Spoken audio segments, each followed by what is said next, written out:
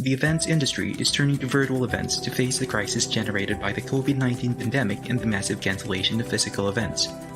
EventsCase wanted to support the industry by doing what it does best, putting technology at the forefront. You can now run virtual or hybrid events in minutes. There are no delays and no technical complications as we offer top-notch customer support along the way. With the new Smart TV interface in EventsCase's agenda module for both the web and the event app, event participants can access different virtual sessions with ease. As the event organizer, you simply need to add the link of your favorite streaming or video conference supplier within each session. Adding a link enables a play button for each session. Interaction amongst online attendees is also possible since the EventsCase platform supports Q&A, chat, and surveys in real time. Albeit from a distance, networking is still fully supported within EventsCase through the new video link function in our one-to-one meeting scheduler, as well as through private messages, news feeds, and forums. EventsCase is an easy-to-use, global, modular, multi-language, and secure event management software. Discover all of our products at www.eventscase.com. Hello everyone, welcome to the very first episode of the Event Tech Talk Show, which is a new live podcast brought to you by myself, Adam Parry, and Event Tech Live. I guess to explain a little bit about the idea behind this live podcast and show, the idea really is to allow you, the industry, to interact and ask questions to event professionals from all around the world on various event tech topics. So I love podcasting. But one of the elements that was always missing for me was the opportunity to engage with guest speakers. And that's what I hope will happen here today. So if you do have any questions, make sure you pop them in the comments and we'll bring them live on air. A quick thank you to our sponsor, EventsCase, who we just saw this short video from. They are Europe's largest provider of event engagement and management software. If you're in the market for virtual or hybrid event technology, do go and check them out at eventcase.com. I'm really excited to have Will Curran, founder of Endless Entertainments based out of Phoenix, Arizona, and also Brandt Kruger of Event Technology Consulting based out of Minneapolis, both joining me today to discuss their event tech predictions for 2020 with episode 1. So Brandt, Will, welcome to the show. Always a pleasure to be here hanging out with these fine gentlemen. You guys are awesome. Well, I mean, thank you. We can just keep doing this. We can just like rub each other's backs for like 45 minutes and you're awesome. No, you're awesome. Listen, I guess to anybody watching, you're familiar faces. You appeared at Event Tech Live in November, but for me, you really are you're in the thick of it. Brandt, you're teaching people. Will, you're helping companies still deliver virtual events and also engaging with industry events to help teach yourself. So, like, how does it feel to be in your positions right now? Will, I'm going to throw that to you first. Oh man, it's like the Spider-Man quote with great responsibility. What was the quote? Gosh, I don't remember. Great power. Thank you. So it feels like that a little bit, but it also feels like this, crazy world where we're right now very much focused on a lot of elements that are outside of our control right now. So I think that it's really, really helpful to be able to share information and help educate in areas that I feel really comfortable in. And that's really fun. But then there's also, I think, this like looming question of like, so yeah, like what's going to happen in Q4 of this year? And I'm like, I don't have a magic ball in some ways too. So I think it's an exciting time though, for sure. Brandt, what about you? Yeah, nobody knows what's coming, right? You know, I got to take part in a webinar, I guess a couple weeks ago now, with the Event Leadership Institute, where we were talking about the road ahead in 21, and it's I think the biggest thing that we're trying to emphasize is that it's complicated, right? You know, there's not just one thing we're not just going to be okay after April 23rd, we're going to be able to go back to events. It's, everything's just going to be rolling. So, Will's stresses they're going to continue because there is no magic answer coming for when we will start going back to live events, because it's going to vary city to city, country to country, company to company, organization to organization, and planner to planner and attendee to attendee on when they're comfortable going back to live events? That's a lot deeper probably than you wanted to go in the first softball question. But you know, that's where my head is really at these days, is that there's so much uncertainty between here and there.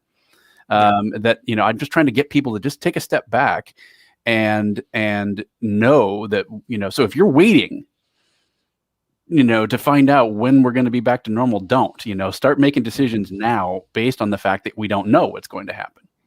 I think that's really good advice. Let's all be honest. Like 12 months ago, we did not think that we would still be sat here, right? As event professionals, we were like, this is going to be weeks, maybe a month, maybe 2 months, maybe 3 months. And here in the UK, especially, like we had almost this go date of October the 1st. That's what everybody in the industry was gearing up to. There were pilot events, test events, people working with local authority. And I think we got it instilled in us, rightly or wrongly, that from that date we were going to be let back out of the gate and we'd be able to plan events again.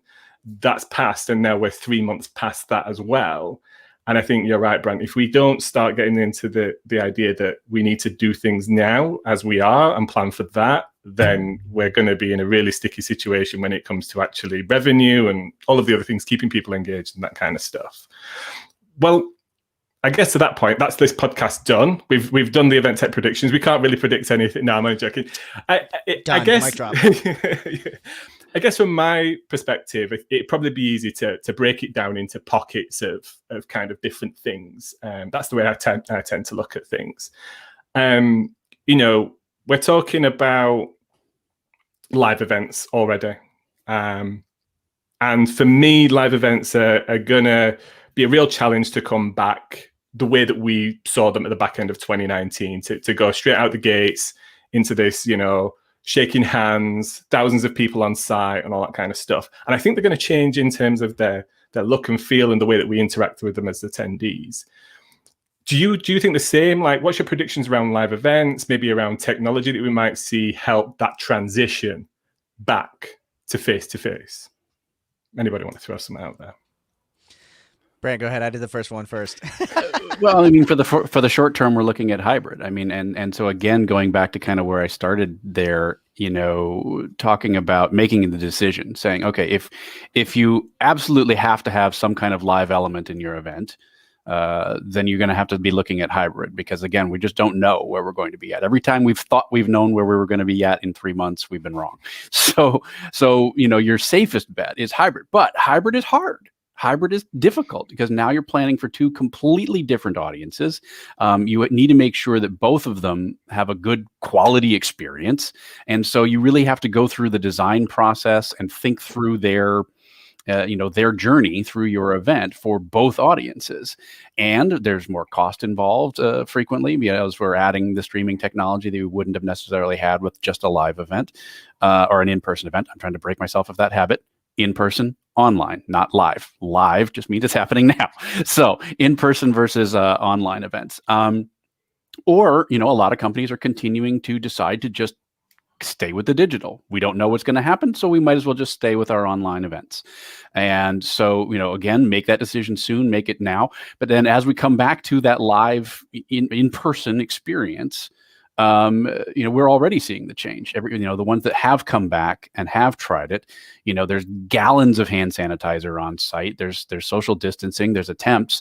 My real concern, though, and this is, it's less of a concern now that we're seeing vaccinations come into play, is just that human nature kicking in. Because even in those events where it's planned within an inch of its life to be as safe as it possibly can, end of the night, you're on the bus back, you've had a couple of drinks, the masks come off, and, you know, next thing you know, you're sitting next to each other, and, you know, people just, you know, don't follow the procedures properly. So, you know, until this thing is truly licked, that's, I think, going to be the biggest struggle of the in-person events, is planning it within an inch of its life to be as safe as possible, but then really staying on our attendees to keep it safe as much as we possibly can as organizers. Because in the end, if someone gets infected from that event, they're looking at the event. They're not looking at the people that were attendees. Yeah, I think that's really interesting. No organizer wants that liability on themselves. And I guess no attendee wants to be the cause of that transmission or infection or other aspects, just the same as the guy doesn't want to be the one that spills the drink at the end of the night over the person that stood next to them, right? And I wonder whether technology will play a role in that. What you said there, Bran, I was talking to a company just recently around facial identification, which could tell if they've got masks and things on like that, and then display messages to people based on them actually not wearing a mask as a reminder to put that mask on. And I like that idea because that means you can position them in key locations. It doesn't take somebody else to be that guy or girl to be the one to go over and go, put your mask back on, or you're not wearing it properly, like I got told off when I was in Dubai at the hotel because we're just walking around and it dropped. So I wonder if technologies like that will play a role as well in helping to keep people safe and reminding them, Can I say something slightly controversial? You can, absolutely, go for it. I'm wondering if it actually will help though, because I was reading an article that said, in terms of social distancing and following procedures, peer pressure was the biggest thing that made a difference. And was, like the idea of social shaming and things, I think gets people to wear masks and to like actually social distance and to be safe. But like, let's be honest, if a computer is saying put a mask on, I'm a mask-abiding citizen, by the way. But I'm wondering if a computer's saying put on your mask, you're like, screw you, computer! You can't tell me what to do. Will you listen to it? Maybe, but that's probably the same guy or girl that would say screw you to a person anyway. That's true. Well, like for you, for example, you were like, hey, your mask just dropped. You didn't even notice it. And, I feel like that's super duper helpful. It'd be like those friendly reminders. But like, I'm wondering if it's maybe the people who maybe are against masks are probably, they're not going to listen to a computer or a person on it. And maybe that's a totally different sub issue versus like the building good habits and making sure that the people who are going to follow those situations are better. I think it's still about. I derailed the conversation completely. So I apologize. Well, I'll just say it's going to bring back to that responsibility that we were just talking about. This idea, though, that as the organizer, you're telling people, all right, so then now you got to start building in. Okay, what if they don't listen to you? Do you ban them? Do you warn them twice and then kick them out? I mean, where's the responsibility level end?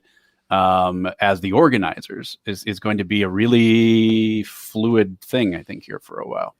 That's interesting. Yeah, we've got a question here actually that's I think related. So Mackenzie here has asked, how do we determine which events require an in-person component, and I guess which ones don't? I think that's a conversation I'm having a lot, right? Do you guys having the same conversation with your customers and networks? Yeah, totally. Like, clients who are sitting here going, okay, yeah, so like we want to do hybrid, we're ready to do it. And then they go, oh, wait, what if we just go 100% virtual just one more year? Is it really required right now on it? And I definitely feel like it's a conversation, Mackenzie. But Brant, what's kind of your thoughts on it? It is absolutely a conversation, and it's stuff that we're figuring out, right? So as we're going through this, we're starting to see which events work, which events don't, and as organizers, that's going to be again kind of an individual decision. And I constantly go back to lean on your stakeholders, talk to your attendees, talk to your exhibitors, talk to your sponsors, involve them in the design process, so that that didn't work so well. What can we do to make it better if we're going to go another round of online event only? Or is there something that we really are missing from the in-person events? Will and you and I were talking the other day about CES. I think people started to realize that a lot of what CES was that in-person aspect. It's not just about the gear and women releasing things at a certain time. And people who only a year ago were saying, I never want to go to one of those again, suddenly we're going, I kind of miss seeing my friends that I only get to see once a year. And so the determining whether or not you require an in-person component is going to depend on what you're trying to do with the event, the goals and objectives of that event. And so, we joke about in my classes that the Brant's drinking game is when he says goals and objectives, involve your stakeholders, and it depends. Those are basically the things that we drink. So, I really do think, especially in this world of where we're at today, going back to the goals and objectives and involving the stakeholders are super important to making sure that everybody's getting what they need to out of their events. Definitely. And I'll tack on and add to that too, that I really feel like a lot of times too, when it comes to like which events require it, I feel like a lot of people are like, yeah, like which ones are going to need it? And then, but then people then have the conversation with partners like me and they go, yeah, so it's going to be cheaper to do a hybrid event, right? And it's going to be cheaper than we have ever done an in-person event. And what instead I'm hearing is that people aren't recognizing and realizing that it's going to be more expensive. So I think it's also less of a question of which events require it and which ones can you afford to do fully in person now, or which ones can you afford to do the right hybrid model on too. Yeah, I think the B word, the budget word, is going to play a big role in determining whether you require an in-person event, and actually whether that is the more cost-effective way to go over virtual or hybrid, right? It'll be interesting to me to see how many organizations actually have the budget to do what I think the industry has a vision of, as most of, is this hybrid element, which is everything happening at the same time. Somebody I was talking to recently had calculated that you probably need about 1.5x team members to deliver something like that at the same time. Maybe you need to, the AV and streaming company needs to expand theirs. It's more internet, more cameras, all that kind of stuff, more production, just more management and time management, right, as well. So, you know, will people just sway in some cases back to physical and live and drop the hybrid on the online because it's actually still more cost effective to do it that way? It'll be interesting. It'll be, I guess, only time will tell. So maybe we can't predict on that one too much. That is the third option that I didn't mention. I mean, I have an in-person client that I worked with as a technical producer, and they went online last year, and it was so bad that that they have basically decided this year it's in person or bust. And so they're planning on an in-person event in June, and which I would still be nervous about. They're going in person or bust. And unfortunately, because it's an association and associations are struggling right now, my concern would be is if it goes bust, it'll go big, but like they'll just be done as an organization, which is sad. But that's where they're at. It's really interesting. People questioning, I guess, the investment that they put in associations, and actually the bit of the real value is that physical bringing together of like minds and people in a network and that's where the value is, right? So interesting. We'll see. I guess that could be many associations then, Brent, that we see maybe go down that same route, unfortunately.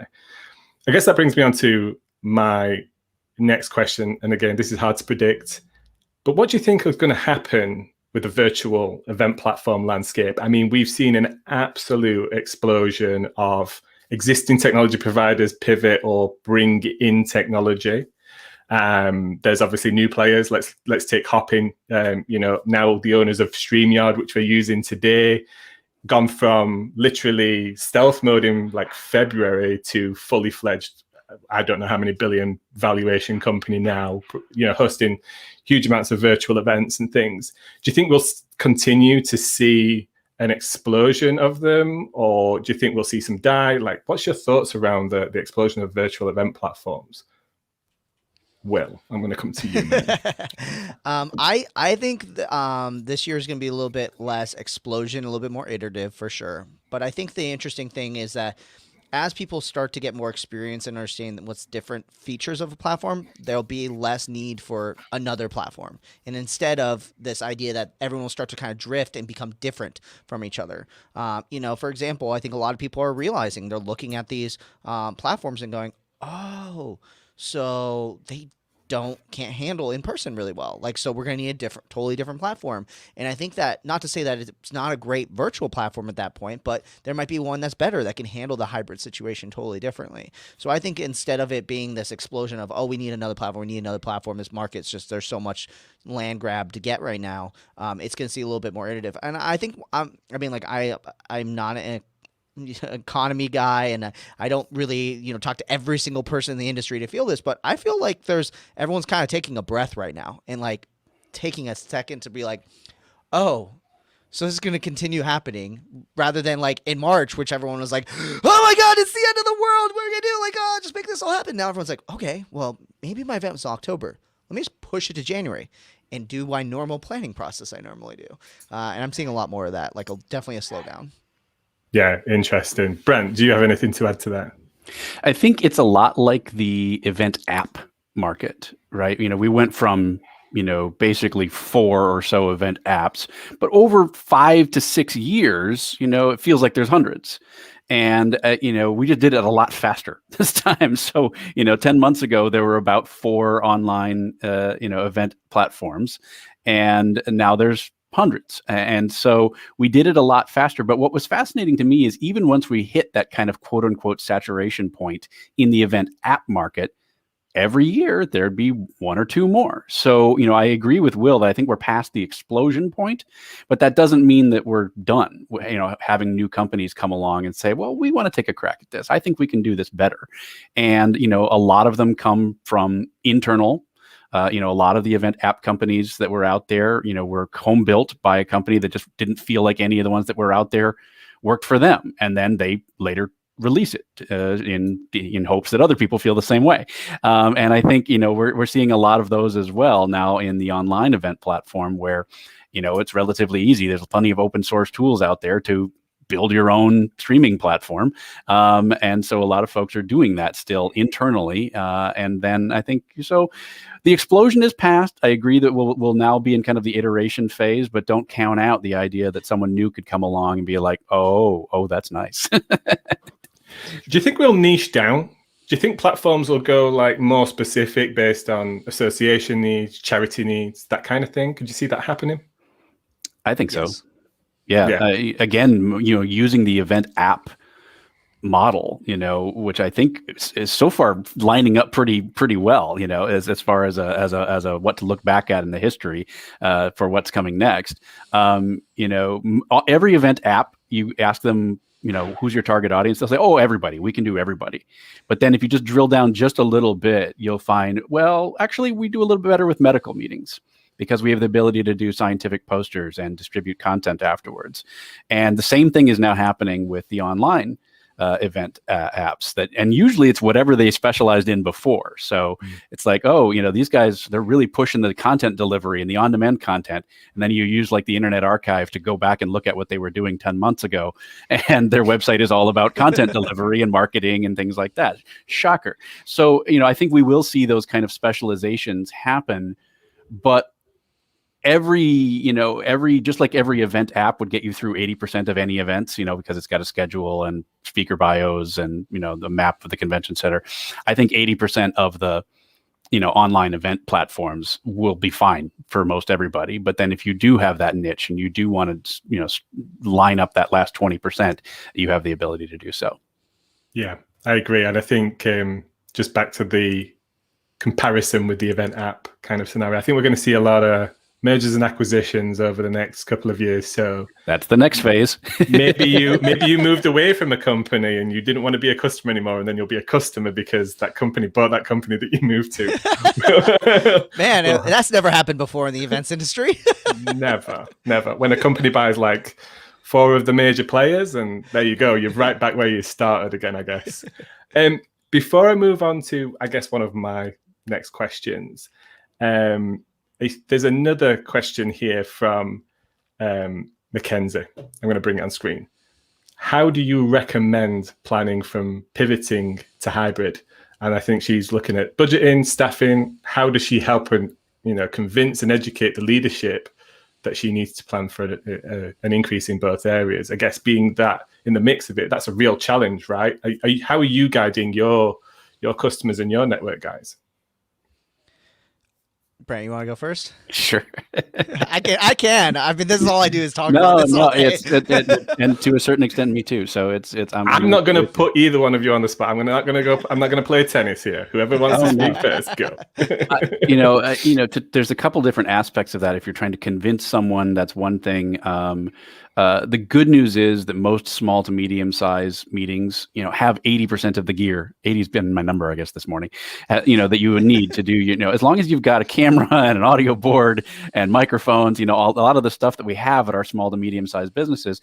All you're adding now is the streaming provider, the streaming platform. What are you going to use to get that information out? And then thinking through the interactivity. So the 1.5 staffing, I think, is. It could be even a little high, because if you think about what you would normally have, you've got your camera, you've got your lights, you've got your sound, you've got your audio.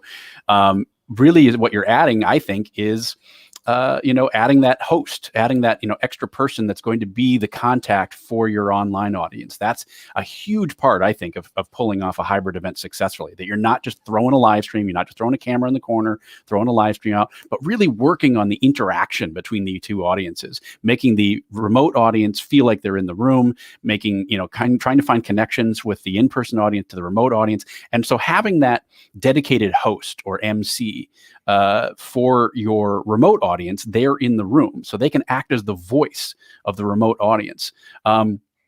So yeah, there's going to be some cost involved in that. So there's going to be the additional charge of the streaming provider, but in the big picture, it's not that much more. So it's not double. It's, and 1.5 even could be a little bit high, depending on who you go with a platform and what you use. And, there are platforms that are $200,000 and there are platforms that are $15,000. And again, 80% of it's going to be about the same and be, so do you really need the $200,000 online event platform? Maybe not. So I think it can be done. And so you can work a lot of that if you're trying to convince someone. One, you've got a built-in backup. So, if conditions have changed, we don't have the vaccine rolled out fast enough, we're still struggling with hotspots in, country X, Y, and Z, so they're not going to be able to attend, we've got a backup. And if you have to cancel your in-person component, you're not out. So those are the things that I keep emphasizing is, one, it's not that much, it doesn't have to be that much more expensive. Two, you've got a built-in backup. And so I think those two things, both of which I think leadership would like hearing. Will, do you have anything to add to that? Yeah, I think it's so smart to think about, like, if you have a small meeting, you're probably going to not be spending massive amounts of extra costs. If you have one room with one single meeting with 20 people in it, not a massive amount of cost. And I think one important thing to know too, as we start to think about this, is that every single hybrid event I've seen so far doesn't have massive audiences in person. So I think everyone's like, well, yeah, we're going to do it in person and thousands of people are going to buy tickets and we're going to have this really expensive in-person event, and then then we also have to do all virtual. So it's gonna be, it's probably gonna be that if you had 3,000 people showing up to your meeting, 30 people will show up this year, or maybe 75. I mean, I think PCMA's Convening Leaders is a great example of this. Like, humongous conference, and I don't think they actively said no. We will only take this many people. It wasn't like super exclusive. Like, anyone could have come. Still, only 75 people bought tickets and were there. And you got to keep in mind, there's probably a bunch of those are diehards, people who really want to see the events industry come back. I think it's going to be something very, very similar to keep in mind when it comes to playing, is that in-person element is going to be really, really, really small to start off with, and then it's going to start to grow, which gives you the opportunity year over year to start to grow. And my hopes are that whatever revenue model that you design for your event, that it's designed that as you start to add more attendees, you also are making more money, so to cover those costs of having more of those attendees and doing it the right way.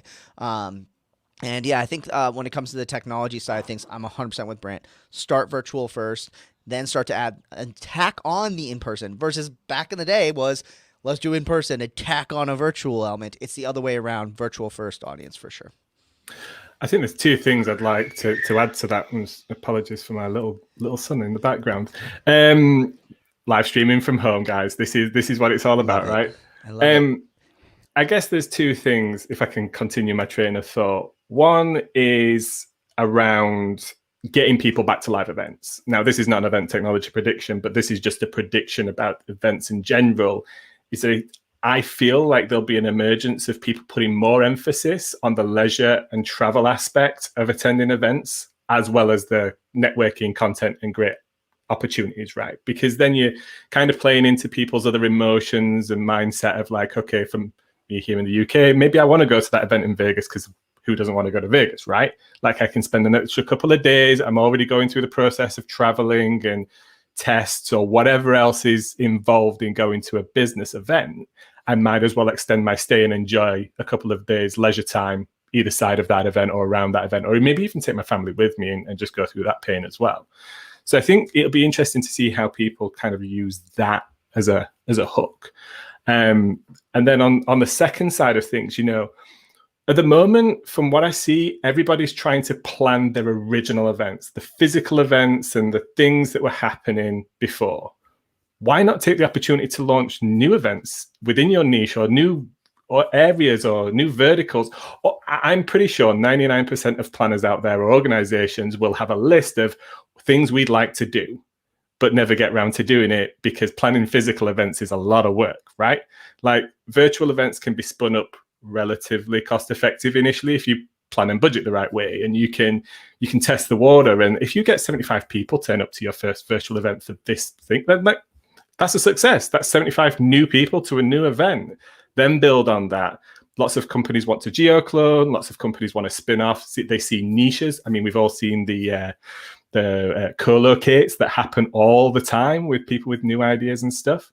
Do you guys see that happening, or do you see different things happening around that as well? I definitely think it's so smart to say look, nothing's sacred.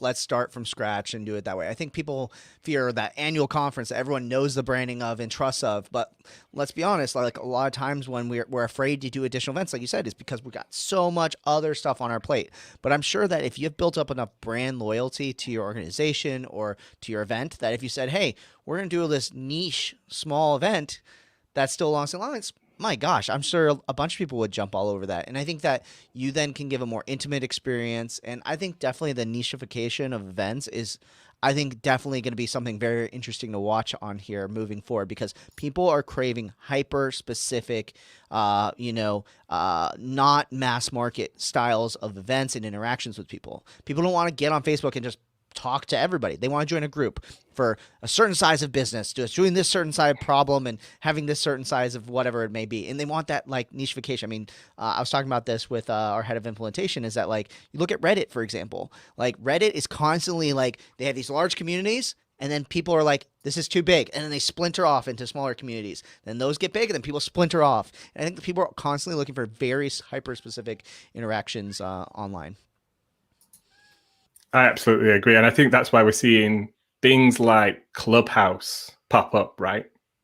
Bringing people together in an environment like that is nothing new, but the way that they're doing it is new, and it's interesting. And, all of a sudden, they've got 2 million active daily users or something like that out of nowhere. They're bringing in the ability for people to drive revenue. I put this meme on LinkedIn the other day, which is Clubhouse is not an event platform. Prove me wrong kind of thing. And I think I ate my words yesterday, right? Because all of a sudden, if you're a content creator and you can bring a community together and you can make them pay or ask or get them to contribute, then ultimately that's a moment in time, and underlined in the moment in time is an event, right? So all of a sudden it becomes an event platform. So I think it's really interesting the way that people are going to be kind of changing the way that they deliver events or launching new things or trying new things. I guess that brings me on to kind of one of my other questions. And in fact, just before we do, Greg Lusk, apparently is loving Clubhouse. Have you guys tried it before we move on? I'm an Android user. Oh dear. I just haven't felt the need personally. I think it's great. I can't help but feel it's a reaction to just being sick of being on Zoom calls, all the time. And actually, Mackenzie's been killing it in the comments. She was asking about explaining the value of higher production quality. And I always bring that up in the context of Zoom fatigue. That Zoom fatigue is real. We've been doing these video chats now for 10 months. And the biggest way that you can get out of that is to change it up, mix it up, do something different. And I think that's a lot of why people are gravitating to Clubhouse. It's just something different. It's something they can leave on, almost like talk radio. You absorb what you can, and take with it what you can, and listen to people. And there's community, and there's involvement. And I keep, when people say you can't make money at online events, to tell that to Twitch. I mean, good Lord, people are making a lot of money on Twitch and YouTube, and TikTok and other places. So you can actually make money on the internet. Who knew?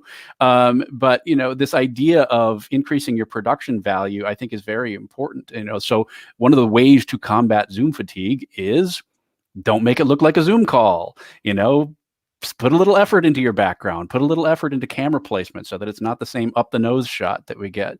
Put a little investment in microphones and lights and things like that. And so, to answer Mackenzie's question, the way that I explain that is, the more we can make it not look like a Zoom call, the more you're going to professional, the more you're going to look like a TV star, right? So, when I'm talking to presenters, when I'm talking to executives, that's a lot of the framing is, we want you to look your best. We want, especially if it's customer facing or client facing, but even internal as well, right? We want to look like we know what we're doing. We want our leaders to look like they know what they're doing. So again, best way to do that is don't make it look like a Zoom call. I'll chime in, and I mean, Brad and I always agree with each other. Like, I think we hardly ever disagree because we're so much. That's why we do a podcast all about event technology and just talk about event technology all the time. But I think the interesting thing also to talk about not making it feel like a Zoom call and why people are also attracted to Clubhouse is, this idea that people are like, I'm sick of staring at screens. But instead of solving the problem with a specific technology in this case, and this is kind of like the thing where, when, for example, TikTok came out, well, how do we all get on TikTok? How do we make it? It's not about that. More so, look at the larger trend. People want shorter videos, shorter content. Do you want comedy? All these things. People are getting their news via TikTok. Instead of looking at saying TikTok is the solution, it's shorter video solution. So Clubhouse in this case is that people want audio only. They're sick of being on camera, having to worry out if they're wearing pants. They just want to listen. They want to put it on the background. So how could you do that for a virtual event then? Well, here's the case. Maybe instead have a session where people tune in and it's audio only and they can tune in on their phone, and you encourage people to go for a walk. So it's a walking session instead. Boom. That's instead of taking the technology, which is Clubhouse, and instead taking the trend and then applying it to your strategy and your design of your events. And you can put a Zoom call on your phone and go for a walk. I mean, it's ACE is easy to do. And I agree 100%, Will, that it's not about the technology, that most of the time when people are looking to add pizzazz to their event, they want a technological solution. And I keep saying, it's not about the new technology, that I would rather see old technology used well than new technology being used just because it's new. One of the best presentations I ever saw was using transparency and markers. And the guy just was brilliant. It was a well-rehearsed presentation, and it was really, really good. And, literally ordered an overhead projector. We upgraded him to a document camera, but, still did this presentation. And so I really discourage people from looking for technological solutions. Like, what can I use to gamify my event? Just give me the name of a platform. What can I use to create engagement? It's not about the tools. It's about the design. And you can design a fantastic event using the $150 a year version of Zoom. If you just got to be creative about it, and maybe don't bore the snot out of your attendees with slides. Go with shorter sessions, go with pre-recorded content. So you don't have to spend $200,000 on a technological solution for your event. You can use the $150 version of Zoom if you design it well and you work with your stakeholders and you make sure that they're getting what they want to get out of it. I think that's such an interesting point. It's the way that we design the event experience over day, 2 days, over hours, over minutes, right? Back to your point, Will, I must admit I'm a TikTok fan because I'm a huge proponent of like short format content, and I want to make a decision whether I want to move on not quickly or whether I want to see more. And if I want to see more from that content creator, I delve deeper into that content creator and then explore all his sessions, I guess, if you look at it that way, all her sessions. And I like the idea of actually using technology to, like Clubhouse, maybe like StreamYard and other things, to kind of create the South by Southwest of your event, right? Different venues for different things, depending on what the occasion is. You don't necessarily, for all the all-in-one solutions out there who are going to hate me for saying this, you don't necessarily need an all-in-one solution for everything. It's about how you paint the picture, right, and how you use them for the right kind of thing. Like I experienced a platform called Shindig. I don't know, have you guys come across Shindig? You guys experienced seen the name pop up a couple times. I haven't seen it hands-on yet. For me, what I loved about that, I mean, Will, you should host a DJ night or something like that on Shindig, because for that kind of like vibe of having something going off, but not necessarily having to concentrate on it, but the focus is actually on the kind of the networking and moving around the room. That's cool. So for awards and things like that, I can see that working like super well as part of that event design. I'm going to move on to the next kind of question, and this is less of a prediction, but maybe more of an insight into where you think the opportunities are around revenue, because everybody's scrambling for money right now, right? They need to find ways to keep hold of those association dues and find value for sponsors. And even a lot of people are looking at the ways that they can leverage the audience, right? Like how can we drive value out of the audience? How can we turn the audience into a dollar sign? Did you have any insight, or do you have any predictions about what we might see, especially around online events, in the ways that will kind of drive revenue through events? I think for a lot of go for it. Yeah, there's so many options. Deep topic. What I'm kind of enjoying seeing is the light switch going on for planners when it comes to data. That the online events over the last 10 months have helped bring that to the front of mind. It was always kind of lurking there, through our event apps, through session tracking, through asking a couple more questions during registration to find out what kind of coffee you like, and then magically that coffee appears when you go to get your coffee from the little shop. So there's been some toe dipping in the data pool over the course of the last years, and like with everything else, technology, there's just been a tremendous amount of advancement here in the last 10 months. So planners are starting to see that the level of data that these online events can generate is phenomenal and specific and incredibly useful to sponsors and to exhibitors and the people who really do pay for our events. Most of the trade shows and conferences out there, that fee that you're paying as the attendee doesn't come close to paying for the event. It's the sponsors and the exhibitors that are paying for it. And so, especially in an online world where, most of the biggest fails that I've seen from exhibitor standpoints are just where the planner has just said, okay, we're using platform X, it costs $13,000, ready, go. As opposed to, again, involving them in the conversation and really talking, what's important to you? Is it literally as many numbers as possible? Because we can help you with that, right? Online has the opportunity to expand your audience and get you more and more people. So if it's all about just the sheer volume of emails, great, we can help with that. But the targeted stuff is where the gold is, being able to say, not only here's the people that stopped by your virtual booth, but here's the people that didn't, but they went to these 5 breakout sessions that are related to your product. And we can deliver those people so that you can follow up with them later. That's gold, right? So being able to not only hit the people that stopped by your booth, but also have that targeted marketing toward people who didn't stop by your booth, but are probably interested in what you're selling. So being able to do that kind of digital matchmaking is starting to be seen, starting to be able to deliver that kind of level of data integration. And that's starting to light up the eyes of the sponsors and light up the eyes of the exhibitors, and integrating with things like Salesforce and HubSpot, and being able to give them that direct pipeline of data of targeted, as opposed to just here's my card that I dropped and here's my squishy ball that I got from your trade show booth. It's so interesting you've made that point, Brent, because not just last week I was talking to one of our partners for Event Tech Live, and there's been a huge shift in their business. So they're essentially a technology company that helps, audience acquisition through digital marketing. So they're Google, Facebook, LinkedIn, all this kind of stuff.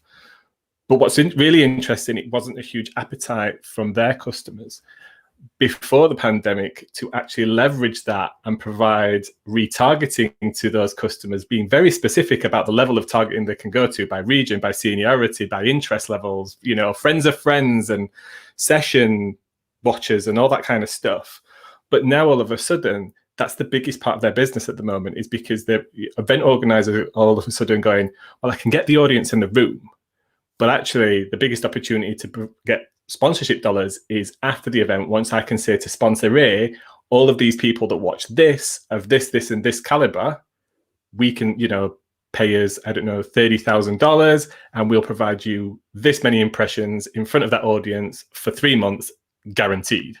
Like, that's very, very targeted advertising, very, very targeted marketing. And ultimately, those targeted audience members can then click through and become into funnels, and they're on the customer's website then and into subscription forms or whatever it might be.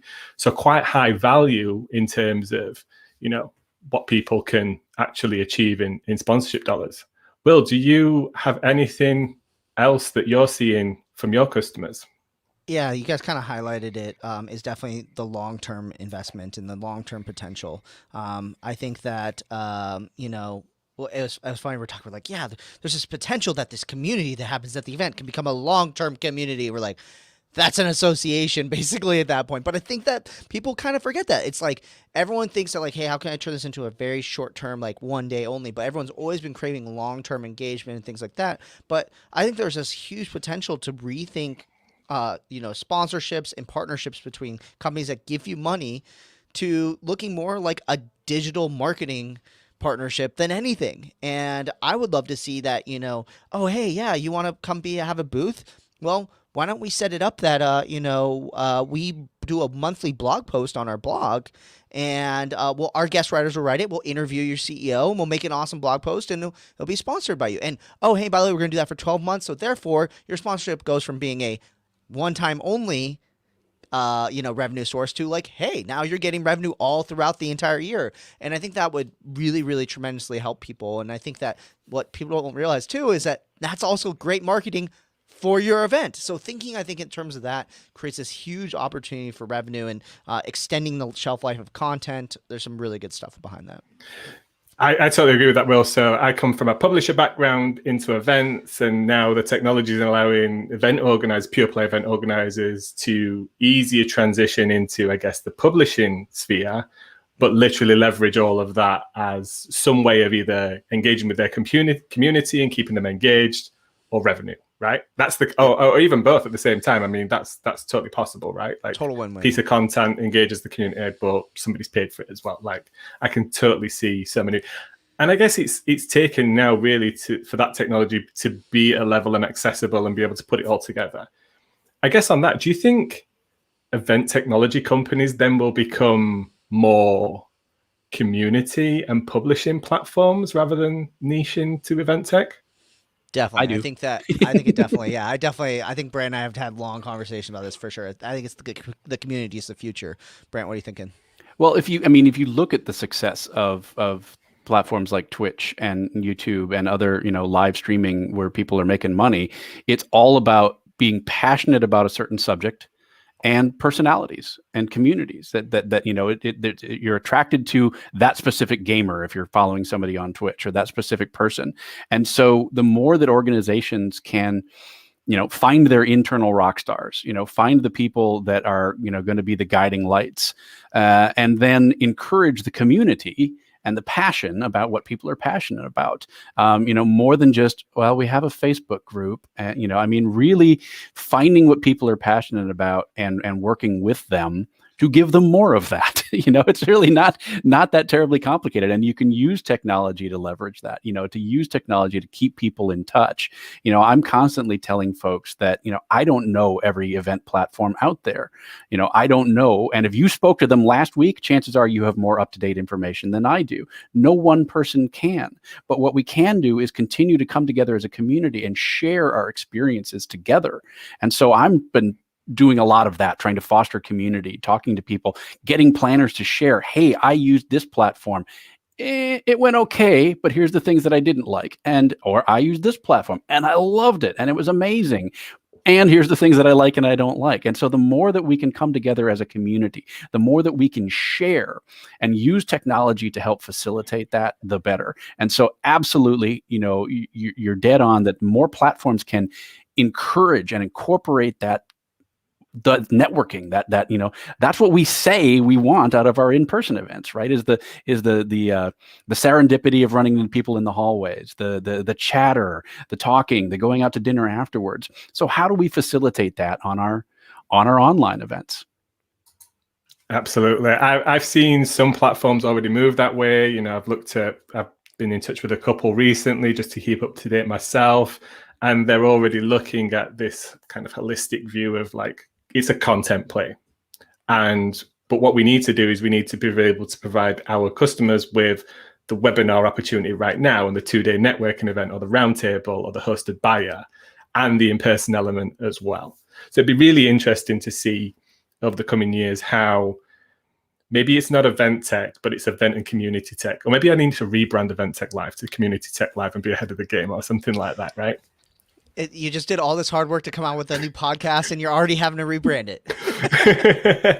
There's a message here from Caitlin. The sense of community as event pros working together really betters one another. Do you agree with that? I certainly do. Yes, definitely. Yeah, absolutely.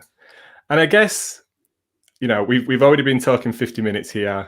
I know you guys have got day jobs and things like that. So I know most people don't actually think that for Will specifically, because I think he just they don't realize I do this all. I just never sleep.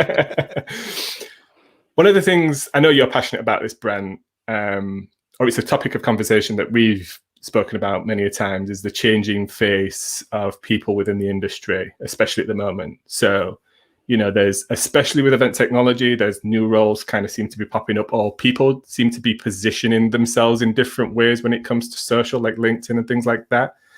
Do you see the whole landscape around event production and event staff and all that kind of stuff changing? In fact, you know, Greg asked this question earlier, like, what's the biggest challenge around people staffing events and things like that post-pandemic? So I think that's connected. Like, how do you see it? There's a lot of things that are going on, and some of them are positive and some of them aren't. And you know, on the positive side, or maybe I should start with the bad and work my way into the positive. On the negative side, I'm very much concerned about brain drain in our industry. That especially the longer this goes, the deeper it gets into 21. I think we've already lost a lot of people, both literally to the pandemic, and then also, you know, from a job standpoint, that you know, very senior people who have been doing online, or not online, but doing in-person events, you know, had to make ends meet. And, you know, so they had to get another job. You know, if you're working in live events doing audio, you're going to have to find another job, you know, during this time. And so they've done that. They've gotten jobs, you know, working in an Amazon warehouse, and now all of a sudden they've got benefits and they don't have to travel all over the country and all over the world. Some people really dig that, but you know, after a certain point in your career, you start to go, yeah, you know, maybe I don't need to be doing that every week. And so I'm concerned about the brain drain in skilled technicians. And then I'm also starting to hear more and more of the experienced planners moving on, because they also haven't had a lot of business over the course of the last 10 months. So I'm concerned that as we do start to come back to our in-person events, we're going to have a lot of rookies. And so we're all going to have a lot of patience when it comes to audiovisual technicians and inexperienced planners who are now being handed these large events that they were doing in 2019, but the senior planner has moved on. So that's kind of the negative that I'm worried about. But then on the positive side, I'm seeing a lot more people looking to hire technical people to make them part of their team. You know, I've always seen my role as a technical producer as being that person that you can bolt on to, you know, when you don't have that someone who's on your team who's kind of techie and then looks at the AV bids and says, I think this is good. And what's interesting to me is that I've been struggling for years to make the technical producer a thing.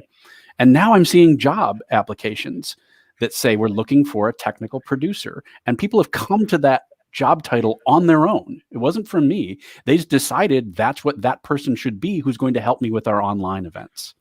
And I think that will track through to our in-person events. So we're seeing companies, organizations, and you know, associations hiring technical people to be part of their team, and they'll be the ones that will help you find a platform. And you know, then when we return to in-person events, they'll be the ones that work with your in-person AV teams. So those are the biggest shifts that I think I see. And then there's probably going to be some broader shifts between, you know, companies and anytime there's a recession, the companies and organizations have a tendency to offload full-time planners, and then they usually wind up coming back as third-party consultants later on. So I think we're going to see a lot of that continuing again, just like we've seen so many times before. I agree. Will, has the last 12 months, has your vision at Endless kind of changed when it comes to recruitment? Are you looking for different talent now? Or are you looking just for the same thing that you were before, just in higher volumes? Yeah, no, it definitely changed for sure. I think it's so funny. Brent and I did a whole episode on why you need a technical producer and educating on what that term is, and that's so true. I was thinking about that the other day. I was like, hey, Brandt's title is catching on. But no, I think it's shifted for sure. You're looking for people who have to have more technical ability, right? And someone who can work remote. I mean, we've been remote for so long, but before we were kind of like, we kind of got to be like, yeah, this is like, it's a new world. Like, it's okay, but we'll guide you through it. But now it's like, no, this is commonplace. You got to work remote. You got to keep up and stay on super techie. But I think that, yeah, definitely in terms of recruitment, it's a totally different landscape. And we're looking for people too that also have the ability to evolve with the industry and continue to think, because right now is not the time to say, yeah, that's how we used to do it. I mean, we talked about it earlier, but like saying, oh yeah, we do that event every year and no reason why you can't do a new event. We need that same mentality across the whole industry to say like, look, nothing's sacred. Let's do things totally different than we've ever done before. I couldn't agree more. Guys, we've really been chatting for an hour here. Any kind of last thoughts or predictions before we wrap up episode 1 of season 1 of the Event Tech Talk Show by Event Tech Live, sponsored by Eventscase? That's a mouthful, right? No, any other predictions you want to throw out there? Or maybe there's an episode 2. I'll throw one out there. If hopefully it's okay that I plug it, but we just dropped our 2021 trends guide like literally an hour ago. So definitely go check that out if you want to hear kind of what our thoughts and stats are around that sort of thing. If you just go to helloendless.com. Hopefully that's okay that I said that, Adam. Yeah, definitely I think when it comes to anything is just prepared. I think once again, we have no idea where this is going to go. And as much as I'm going to put down a 2021's trends guide, this could go any which way, and be prepared for that, and also embrace it and have fun with it too. Yeah, I've put helloendless.com in the comments, so that should be on all the platforms. Will's content is excellent, so do go and check that out. I'll be downloading that afterwards.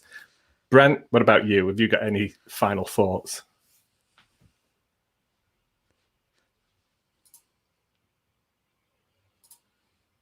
You seem to be muted, mate, but I can't. Yeah, sorry, I was gulping down some water. Amateur.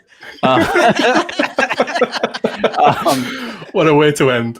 Yeah, I'll echo Will's thoughts that the things, we don't know where this thing is going to go. I do my best to listen to experts. There's a lot of concern about this second wave of mutations that we're seeing, that this is kind of just the beginning of this phase of how these things go. And we're just starting this second phase of when we start to see mutations, and that it will mutate more rapidly the more we start to vaccinate and things like that, because it's trying to survive. That's what these things do. And so just emphasizing, listen to the facts, listen to the science, do your best to follow it. But then I agree 100%, Will. It's an opportunity here to play around with things. It's, there's still an awful lot of goodwill out there when it comes to trying new things, taking advantage of this time, play around with new technologies, play around with new formats. Again, engage your stakeholders, talk to your sponsors, talk to your exhibitors, talk to your attendees on a daily basis to find out, involve them in the process as much as possible, and use this time to stretch your digital legs, so that when we come back to our in-person events and we're looking at things like hybrid events, we're not going back to the way it was for the last 10 years where people are just sticking a camera in the corner and going, it's a hybrid event, really engaging both audiences and making sure that it's awesome for everyone. And we'll make our events better in the process. I absolutely agree. I mean, hindsight's a wonderful thing, right? And if we could all predict the future, we would all be in a better position now because we would have seen the pandemic come in and we'd have all been prepared for it. And back to both your points, now is the time to kind of embrace a change and try new things, because that'll make us better prepared as a sector going forward for the next thing. And I am going to say there will be something else down the road that kind of affects our industry. It's like a pattern, isn't it? There's something that comes along every so often. I keep joking, this is like the third or fourth once in a lifetime industry changing event that's happened in my career. Yeah, absolutely. I mean, the next thing could be, I'm not going to look on the black side. I'm not going to predict any of the next catastrophic things that are going to happen to us as a human race, but there will be something else. And I think the better prepared we are, embrace the change now and try different things. Thanks very much, guys, for being on my first episode. You have been absolutely excellent and stellar. Will, you did give me a slight heart attack at the beginning because you arrived like literally 30 seconds as we were into it. But there you go. This is live. Will, apart from helloendless.com, where can people connect up with you if they want to chat to you after the show? Yeah, if you just search Will Curran, Curran, anywhere. I'm pretty much all over the web. Also, willcurran.com if you want to find me on all my socials and things like that. And yeah, helloendless.com. We got tons of content all the time coming out. So much good stuff. And yeah, definitely that's the place to come find me. Brent, where can people find you? Super easy. It's brantkruger.com. There's links to pretty much everything that I've got going out there, including the classes that I'm teaching at Event Leadership Institute on the virtual event and meeting management, as well as the technical meeting and event production class. So if you're comfortable in this online world and you want to start thinking about when we are coming back to in person, be sure and check out the meeting production class, because we get into all the fun stuff of audio, visual, so you can learn that for when we come back. Awesome.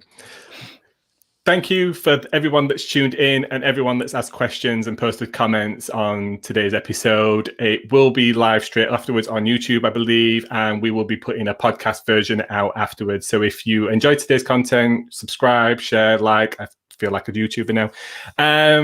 Thank you very much, and we'll see you in the next one.